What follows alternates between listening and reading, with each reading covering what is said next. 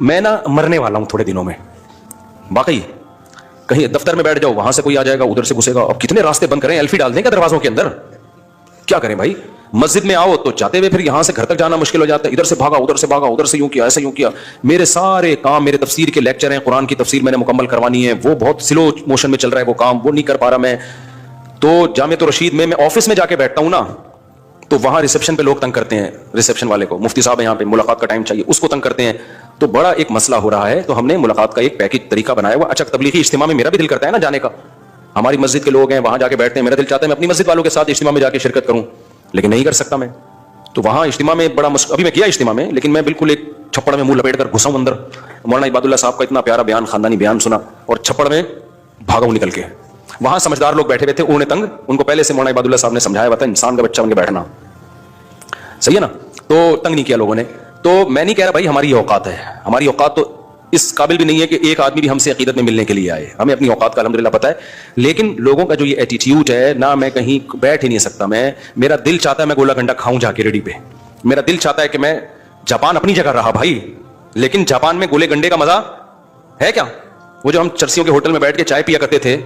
وہ مزہ جاپان میں تھوڑی ہے یار، وہ تو انڈا موڑ پہ ملے گا آپ کو۔ کیا دل چاہتا ہے کہ یار کبھی ہم بھی پہلے میں بیٹھا کرتا تھا، کبھی کبھار تھکاوٹ ہوتی تھی، انڈا موڑ پہ ہم ہوٹل میں بیٹھ کے نا پاؤں پھیلا کے چائے، ہم نہیں پی سکتے، اب کچھ بھی نہیں کر سکتا، اب میں گھر کے اندر بند ہو کے رہ گیا ہوں، ہوا چاہیے مجھے، سانس چاہیے، سانس لینا ہے، وہ میں لے نہیں سکتا۔ پھر جو میزبان مجھے بلاتے ہیں کہیں، میں ان کو بار بار کہتا ہوں آپ نے کسی سے ملوانا نہیں ہے، جو پروگرام ہے اس کو فوکس کریں آپ، بیان ہے نا، بیان میں آؤں گا، بیان کر کے نکل جاؤں گا، لیکن وہ صرف 100-200 آدمیوں سے ملواتا ہے جو اس کے خاص ہوتے ہیں، جو اس کے کیا ہوتے ہیں، صرف 100۔ سرگودا میں میرا بیان تھا، میں نے ان سے کہا بھائی دیکھیں بیان ہے آپ کا، بیان میں ضرور کروں گا آ کے، آپ کا پروگرام ہے مدرسے کا ہے، بہت اچھا ہے، مدرسوں کو ترقی ملے، ہمارے لیے صدقہ جاریہ بنے گا، میں آؤں گا بیان کروں گا، ملاقاتیں نہیں کروانا، بہت لمبی ہو جاتی ہیں اور سیلفیاں چلتی ہیں، بہت تھک جاتا ہوں میں۔ انہوں نے کہا آپ بے فکر رہیں۔ میں جب گیا تو بیان کے فوراً بعد مجھے ایک دم سے کہیں لے گئے کمرے میں بڑا خوش ہوا الحمدللہ۔ اس کے بعد انہوں نے صرف 150-200 آدمیوں سے ملوایا ہوگا جو ان کے خاص تھے، ہر آدمی نے سیلفی لی ہے، ہر آدمی نے سلام دعا، خیریت، طبیعت ٹھیک، کتنی شادیاں ہو گئیں، مزید ہے چانس یہ ختم ہو گیا، بچے اتنے ہی ہیں یا اور، پوری رپورٹیں، ایک پھر دوسرا پھر تیسرا پھر چوتھا پھر پانچواں پھر ساتواں پھر آٹھواں پھر نواں پھر 10واں پھر 11واں پھر 12واں، اور ہر آدمی ایسے مل رہا ہوتا ہے جیسے زندگی میں یہ پہلی دفعہ میں کسی سے مل رہا ہوں، پوری تمیز سے پوری ڈیٹیل کے ساتھ۔ جب 150-200 بندے ہو گئے اور میں اپنے آپ کو ڈپریشن سے روک رہا ہوں، میں کہہ رہا ہوں کوئی بات نہیں ہے نا، اپنے آپ کو اب تقریر کر رہا ہوں میں کہ 200 بندوں کے بعد میں پنچر ہونے لگا، مجھے لگا میں بے ہوش ہو کے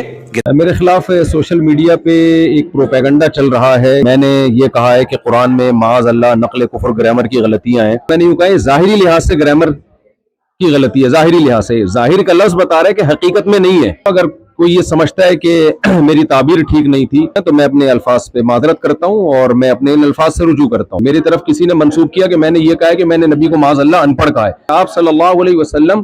جو لکھنا پڑھنا نہیں جانتے پھر بھی تمام علوم کے حامل ہیں، تو آپ لکھنا پڑھنا نہ جاننے کے باوجود ساری دنیا کو آپ نے پڑھایا ہے۔ اگر میری ذات کو کوئی نقصان ہوا تو اس کے ذمہ دار پھر وہ لوگ ہوں گے جو میرے خلاف منفی پروپیگنڈا کر رہے ہیں۔ تو میں اپنے ان الفاظ سے رجوع کرتا ہوں، مجھ سے بے احتیاطی ہوئی ہے تو میں رجوع کرتا ہوں اپنے ان الفاظ سے۔ جن لوگوں کا یہ خیال ہے کہ میری وجہ سے ان کو تکلیف ہوئی ہے تو میں ان لوگوں سے معذرت بھی کرتا ہوں، اللہ تعالیٰ سے توبہ بھی کرتا ہوں اور اپنے ان الفاظ سے میں رجوع بھی کرتا ہوں۔ میرا جو پہلا معذرت نامہ گیا تھا اس میں ہمارے ہی بعض اکابر کو، جن میں سر فہرست حضرت مفتی عبدالرحیم صاحب بھی ہیں، جن کی ہدایت پر میں یہ دوبارہ معذرت نامہ ریکارڈ کروا رہا ہوں، تو ان سمیت دیگر میرے بعض اکابر کو کچھ تحفظات ہیں۔ تو نبی صلی اللہ علیہ وسلم کا ارشاد ہے یا بنی آدم کلکم خطاؤون وخیر الخطائین التوابون، اے بنی آدم تم میں سے ہر شخص سے غلطی ہو سکتی ہے، بہترین غلطی کرنے والے وہ ہیں جو توبہ کر لیں۔ اور توبہ کے 3 ہی ارکان ہوتے ہیں کہ عوام سے معذرت کر لی جائے، اللہ تعالیٰ سے توبہ کر لی جائے اور اپنی غلطی سے رجوع کر لیا جائے، اپنے الفاظ سے رجوع کر لیا جائے۔ تو میں سمجھتا ہوں کہ توبہ کے تینوں ارکان اسی طرح پورے ہوتے ہیں۔ تو اگر میرے پچھلے کلپ سے کسی کو اطمینان نہیں ہوا تھا تو میرا خیال ہے میرے اس کلپ کے بعد اب اطمینان ہو جانا چاہیے۔